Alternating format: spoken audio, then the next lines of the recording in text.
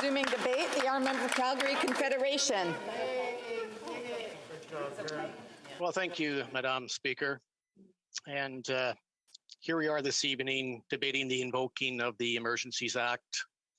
It definitely is something that I thought we wouldn't be debating, just 3 weeks ago. Like all Canadians, I expected proper leadership. It would rise up and deal with this situation long ago.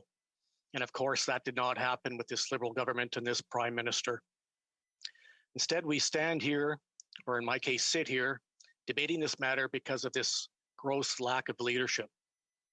Instead of leadership that brought us closer together, closer to the solution, we have a Prime Minister that focused on inflaming the situation with reckless name-calling, provocation, division, smearing, and dismissive attitude. Before I get into my comment on the act and my comments, I want to make it clear that I strongly support the rights of all Canadians to peacefully and lawfully protest. I have never and will never support the law breaking in the name of protesting. Our society rests on the rule of law, and it must always be this way.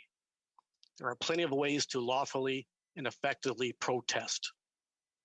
I also believe protests are about having your message heard, not destroying our economy and the lives of your fellow citizens while doing so. One only needs to look at the debates in this House, the media coverage, the social media, and the like, to see that their message was heard long ago. And so now it is time for the protesters to go home. And it looks like that they have gone. Madam Speaker, I haven't looked outside recently. I guess we'll see what happens in the next few days. However, we must remember that if people feel that they are not heard, they will not listen. It's as simple as that. Protests are about being heard, not necessarily getting their way. Governments have a responsibility to listen to protesters, but no obligation to concede to their demands. Like any debate, including those in this House, we have the right to be heard, but not a right to get our desired result. So Canadians are justifiably concerned about the implementation of this Emergency Act and how it will affect them. A lack of details about this legislation, its implementation, and how it will be used is causing great angst for many, and understandably so. Like almost everything since the beginning of this pandemic, a lack of coherent long-term plan from this Liberal government has resulted in Canadians living with an unacceptable level of uncertainty. It is hurting our economy, and more importantly, it is hurting our mental health. This is not the first protest in Canada, and it won't be the last. Canadians have always cherished the right to protest peacefully. Unfortunately, not all protests start or end peacefully, and we may have many, many laws on the books to deal with these situations. One way or another, police have found a way to end these protests with the tools already available to them. Even now, as we debate the use of this Emergency Act, the Liberal government has still failed to explain why existing laws are not sufficient to deal with this situation. The Emergency Act is an important and necessary legislative tool to have on the books. However, it is only meant to be used when existing legislation is insufficient to get the job done. This subject, Madam Speaker, has generated significant mail to my offices, and I'm sure to all my colleagues' offices as well. And I would like to share some of them with you, as I think it is important that my constituents are heard in their own words. Leanne, she said in a letter to the Prime Minister, and she copied it to me, she said, while I can understand your frustration with some of the actions of the Freedom Convoy protests, your actions go much too far. And Joe in my riding, said in a letter to the Prime Minister, copied to me, even if you truly believe that these measures are justified now, have you considered what kind of precedent you're setting? When protesters are burning churches and committing other hate crimes last summer, would you have supported a call to freeze the bank accounts of Indigenous activists?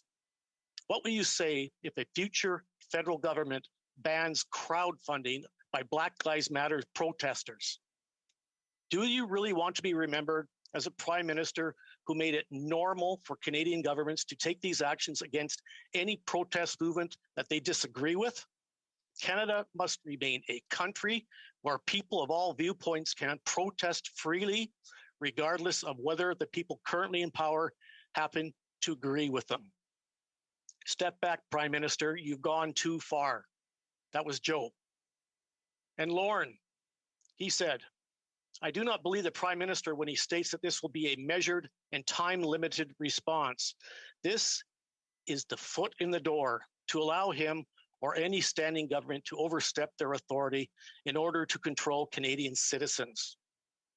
And Nick, he said, there is no need to escalate what is currently a civil, peaceful, legal protest, albeit with vehicles illegally parked and ticketed, causing disruption to traffic, daily life, and commerce in a small area. There is a practical political solution. I say, do not ratify the imposition of the Emergencies Act. And as Bull pointed out, Section 3 of the Emergencies Act spells out the circumstances on which it may be invoked. And these are a national emergency that seriously endangers the life, health, or safety of Canadians and is of such proportions or nature as to exceed the capacity or authority of a province to deal with it. Or B, a national emergency that seriously threatens the ability of the Government of Canada to preserve the sovereignty, the security, and the territorial integrity of Canada. Neither of these conditions are met. By invoking the Federal Emergencies Act in the complete absence of any reasonable justification, the Prime Minister is setting a dangerous precedent that threatens the rights of Canadians to peacefully assemble and associate or protest. Madam Speaker, I could go on for hours, literally, with the hundreds and hundreds of letters that I've received, and I've read them all. And I have only had one single letter, just one single letter that supports the Liberal government's intentions. Remarkably, the Prime Minister and the Liberal government have united Canadians on this one issue. Do not use the Emergency Act like this. Do not use it now. I am deeply concerned, Madam Speaker, that using this legislation will normalize its use every time we have a few hundred protesters. This poses a direct threat to all Canadians in the future when a government uses a hammer to deal with a fly. Once we cross this line and use the Emergencies Act, it will make it politically easier for any future government to do the same. And I truly expect we'll see this used again by this very government. Will it be used and abused against Indigenous protests in the future? Will it be used and abused again against environmental protesters in the future? Will it be used and abused again those protecting religious issues, immigration issues, race issues, global issues, taxation, you name it? You bet it will. No matter where you sit on the political spectrum or where you sit on an issue, you ought to be united in your concern to protect your right to lawfully protest, your right to be heard. Canadians cannot afford to build and entrench measures that silence Canadians when democratic governments around the world should be striving to do a better job of listening to their citizens. Governments often limit activities over time, but rarely do they go the opposite way. If you lose something to the state today, you'll likely not get it back anytime soon.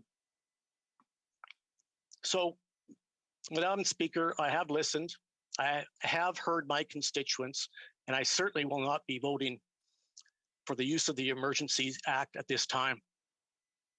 And to my colleagues in the NDP caucus, I will let you know that I've had many NDP supporters in my riding that have written to me in dismay at their party in supporting this legislation. They realize the dangerous precedent this would set, and they are deeply concerned if this passes. They are concerned it will Actually, the honourable member's time is up. I'm sure he'll be able to add during questions and comments. Questions et commentaires. L'honorable député de Lac-Saint-Louis. The Honourable Deputy for Lac-Saint-Louis. Remember when he read, in one of the letters he read from one of his constituents, the letter implied very strongly that what we saw for the last 3 weeks in the streets of Ottawa was legitimate protest. And the leaders of the protest have contended that they were just exercising their charter rights. Does the member agree that this was an illegal protest, which was what prompted the police action? And why is the official opposition not more critical of the leadership of this illegal protest? The honourable member Calgary Confederation. Well, thank you, Madam Speaker. And I just want to continue my comments here before I quickly answer his question. First of all, to my NDP colleagues, my constituents are concerned that it will be dangerous precedent this would set, and they are really not impressed at all.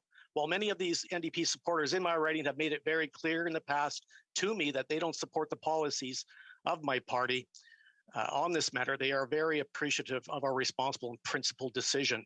And so I'm asking, will the NDP colleagues in this House do the same? Regarding the question, the honourable member, thank you for the question. While I can understand your frustration with some of the actions of this Freedom Convoy protest, your actions go much too far with this Emergency Act.